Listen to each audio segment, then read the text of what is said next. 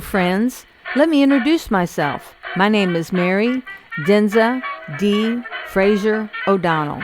My grandchildren called me Neno. Some of my family stumbled onto Jerry, and well, here we are. Let me tell you a little bit about myself. I was born in St. Louis, Missouri on or about March 1st of 1910. I grew up during the roaring 20s, married the love of my life, Rodney, in the 30s, and had a baby boy named Richard in 1937.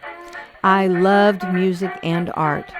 I became a hairdresser and opened my own shop, D. Lou Beauty Salon, which was near Lambert Airport. When I was younger, I loved to be silly with my friends, playing music, and of course drawing. I was always sketching freehanded, sketching faces and figures on any surface I could find.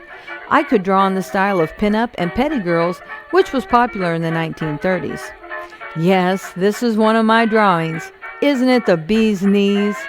Yes, and even sketched on my banjo head. I also painted rocks and driftwood. Once, I painted a manger scene from my church, and for a little fun, I carved apples into miniature lifelike faces that shriveled up over time and turned into little old men and women.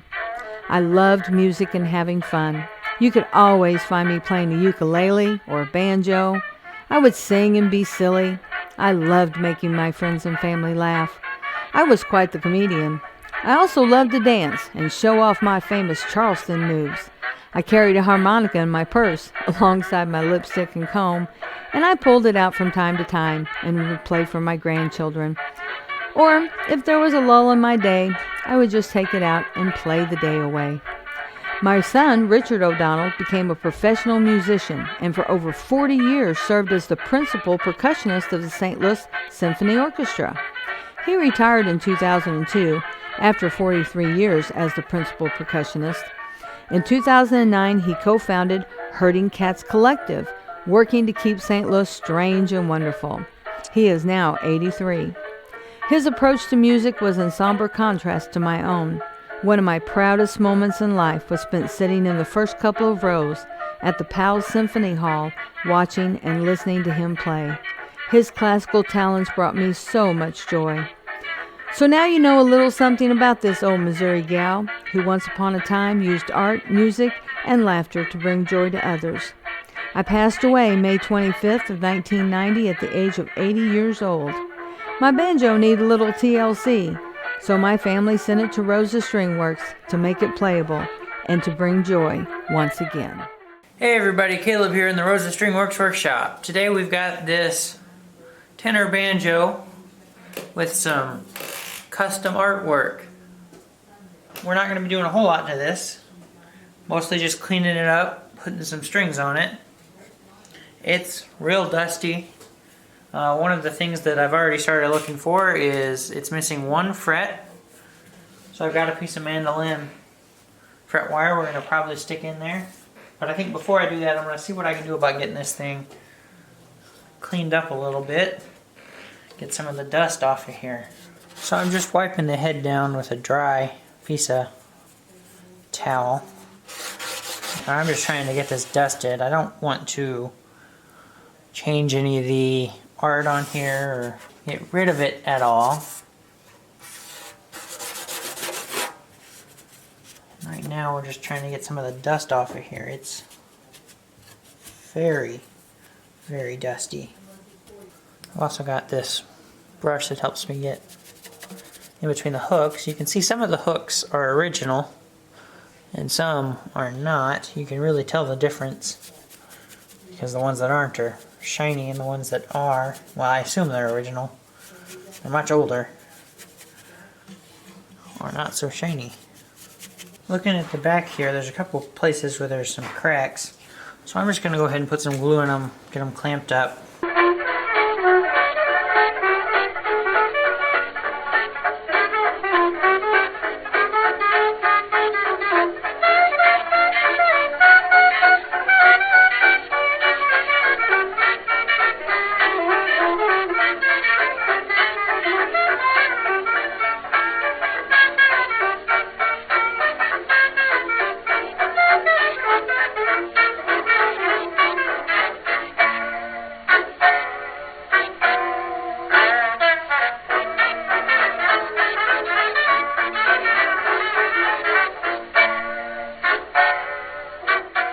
So putting glue in here, I have to be a little careful because I don't want to get glue on the head, and I don't want to get water from cleaning up the glue on the head, because neither of those will be good for it.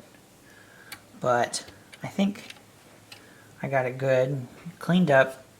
It's looking a lot better with those cracks closed, and I got a little bit of squeeze out in them, and I can still see there's some glue in this, and there's definitely some glue in there. So I think it's looking good. You know, the more I look, the more little things I see, and I'm just making sure that some of these things that look like cracks aren't open and moving. I think we're good there. That inside still needs cleaned up. I think I'm going to dampen this, a corner of this, and then just run it in here.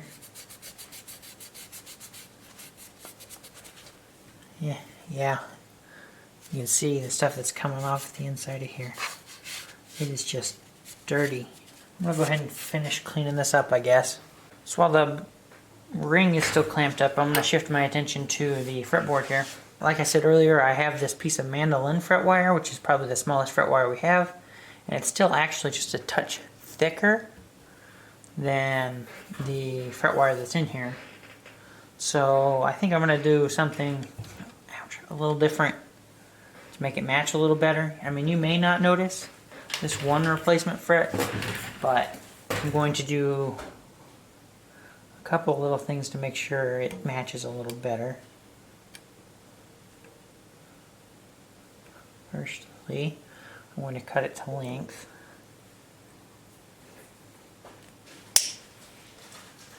Then what I'm going to do is I'm going to take this over to my little vise. Well, I don't even know if you can see it in there, but I got the piece of fret I just cut in this little vise. After measuring them, the frets in the banjo are about 46 thousandths wide. These are about 51. I mean, we're talking 5 thousandths. So I'm just going to barely shave off the corner or the sides. You can see I'm using the file, shaving them down to match.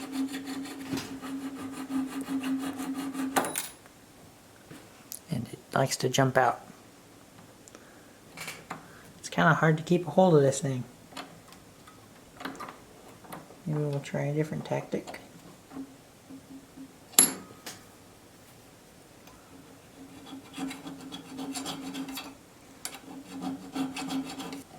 I'm trying to take an even amount off of both sides.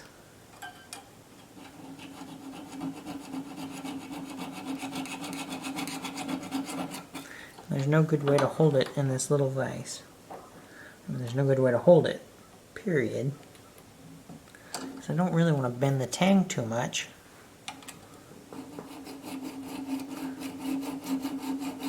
Oh, I think that's close enough. We're under 50 thousandths. I think once we put that in there, once we get the other ones cleaned up, you know, everything all polished up the same, you won't be able to tell the difference. So I think we're looking good.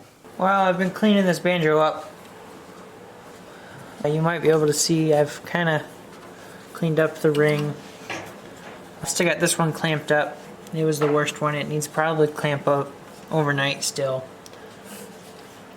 But you can really probably tell on the fretboard and the frets. I did go ahead and get that fret in there, went ahead and leveled them, crowned them, polished them up, cleaned the fretboard up and the head. One thing I've noticed that's slightly worrying me is the fingerboard. The fretboard is actually below the ring here. I'm not so sure about that. However, I did go ahead and I've gone and I found a bridge for this and strings for this. I also found a tailpiece, but what I haven't found yet is the hook for the tailpiece. This is one of the smaller ones, so I think this would make sense on this banjo. That way we don't cover up any of the head that we don't want to. I'm getting there. There's just a couple more pieces I need to find to get a hold of before I can start talking about setting this thing up. Well, because I didn't know what to do here, since I'd never seen this problem before with the fingerboard being below the rim, I took it over to Jerry and he showed me how to fix that. So what we did was we took this end off and then loosen this up. And I gave it a little tap and it went right up where it needs to be. Now you can see it's loose, so I'm going to get ready to start putting this all back together. Tighten this up a little bit. So I also changed tail pieces. This was Jerry's suggestion, having a little nicer of a tail piece on here. Something else, Jerry made me a little screw for this. You can see we had to grind off part of the head and then thin down just below there. This way it fits into the tail piece like it should. If this isn't in the way, that is.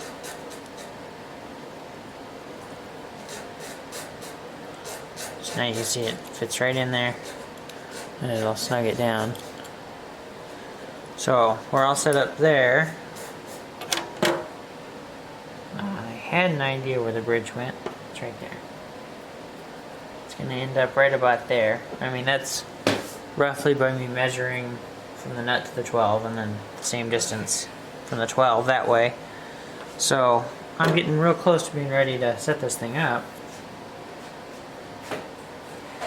Just a couple little looking things, making sure everything's where I want it to be.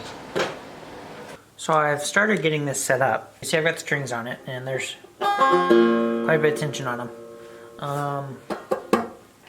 One thing I've noticed is my new fret is still sitting high in the center. Outside it's not so bad, but in the center it is. I guess it's mostly just on this string, but it's on the verge of buzzing on that string. So anyways, we'll work on getting that down a little bit more and then clean it back up. But I do finally have strings on this. One thing I had to do was, you might be able to tell, and you might not, I have wedged the neck back to put some angle on it so that these strings are not crazy high like they were before I wedged it. Let's see what they're actually looking like at the 12, which is this one here. Something I've noticed, this bridge is very narrow for this neck. You can see there's a lot of space down here. I'm not sure if I really need to worry about it though, but it's very narrow. As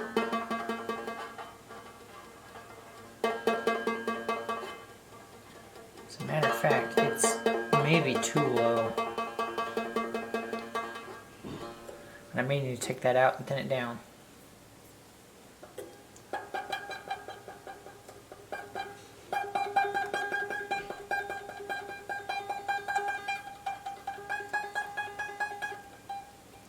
Yeah, that's too low. We're talking 50, 60 thousandths.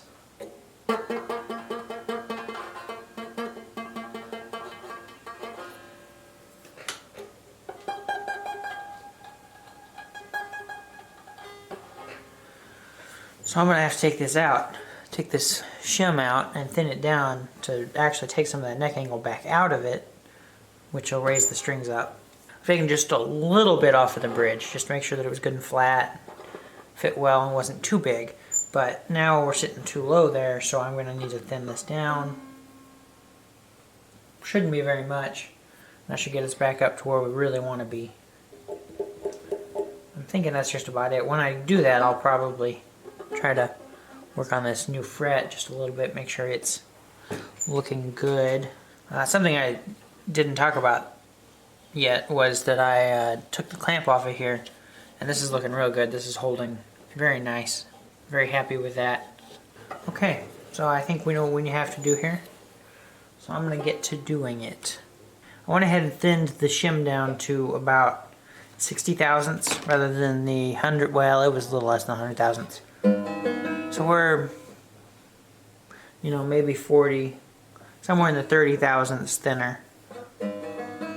Almost 40 thousandths thinner. And it's looking pretty good, and I'm working on getting it up to pitch, or close.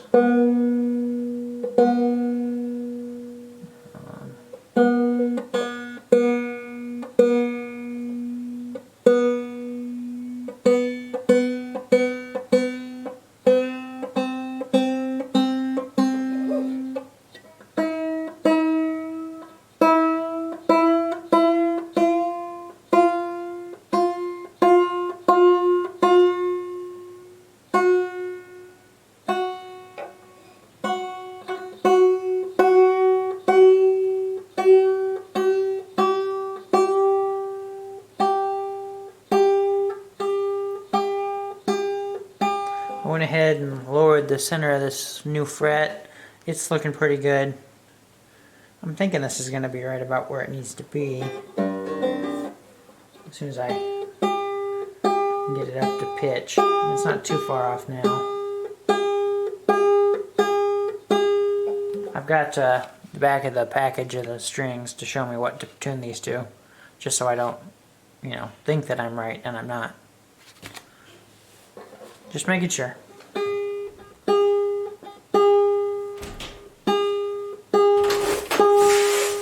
Well, I think we're just about done here. You know, I keep going back through and making sure everything's nice and cleaned up. The last thing I just did was I took some 400 through and I just very lightly knocked some of the rustiness off of the metal. We're set up here, up to pitch. You can probably tell I've actually spread these out a little bit more to fill the neck. It's just I think makes the bridge fit the instrument a little bit better. I did part of that when I lowered the bridge a little bit more, took some off the top and put some new slots. You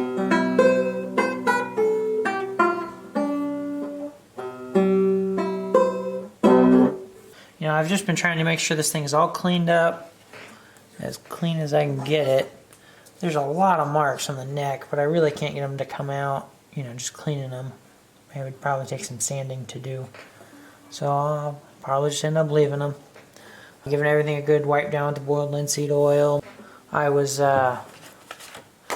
rereading the note, and I think we may have gone a little bit far with getting this thing as playable as it is, actually. I don't think the customer was expecting it to be playable.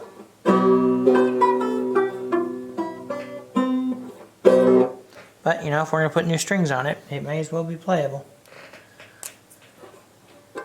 Just notice a couple spots that aren't black. So there's blackening them in. I've been using this little pen. Mitsubishi Pencil Company, something like that. I think Colin sent these to us. They've been working really good for matching the black that was already on here. At first it comes out a little glossy, but once it dries, you really can't tell the difference. I think we're just about done here, so all I really got to do, have Jerry give it a good look, and then play it. Alright, well I think I'm just about finished with this little tenor banjo here.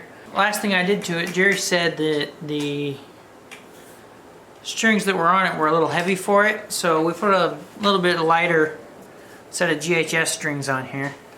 So they're a little lighter, and you can definitely tell it's not pressing the bridge down on the head as hard. So it's all set up, and I've been playing it a little bit. I figure I'll play it a little bit more on camera, and we can get this thing out of the way.